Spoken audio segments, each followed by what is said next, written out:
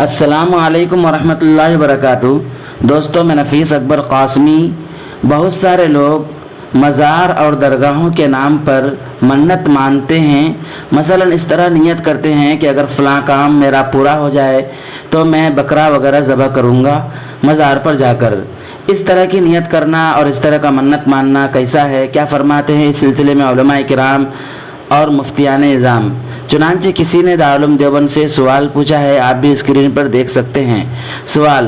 ہمارے ایک رشتہ دار نے ایک بزرگ کے مزار پر جانور ذبح کیا اور مکمل شرعی اعتبار سے ذبح کیا، مثلا بسم اللہ اللہ اکبر پڑھی، مسلمان سے ذبح کرایا، شرعی اعتبار سے گردن کاٹی، لیکن ان کی نیت یہ تھی کہ ان کا بیٹا جو بیمار تھا ٹھیک ہو جائے تو فلاں بزرگ کے مزار پر بکرا ذبح کریں گے، اور انہوں نے تمام رشتہ داروں کو دعوت کی کہ وہاں کھانا کھانے آنا۔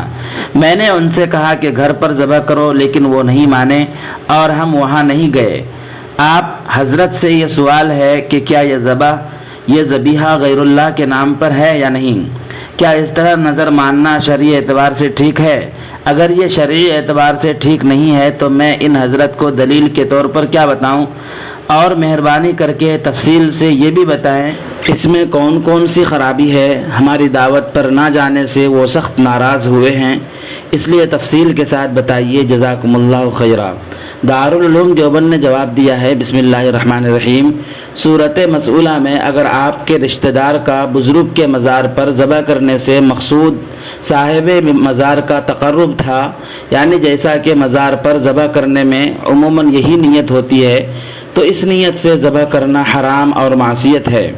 ایسی صورت میں مذبوحہ جانور مردار کے حکم میں ہوگا۔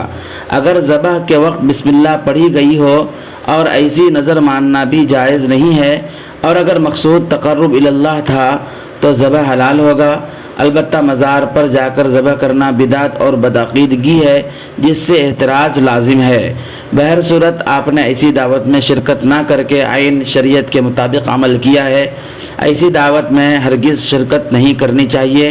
واللہ تعالی عالم۔ دارالفتاء دارالعلوم دیوبند۔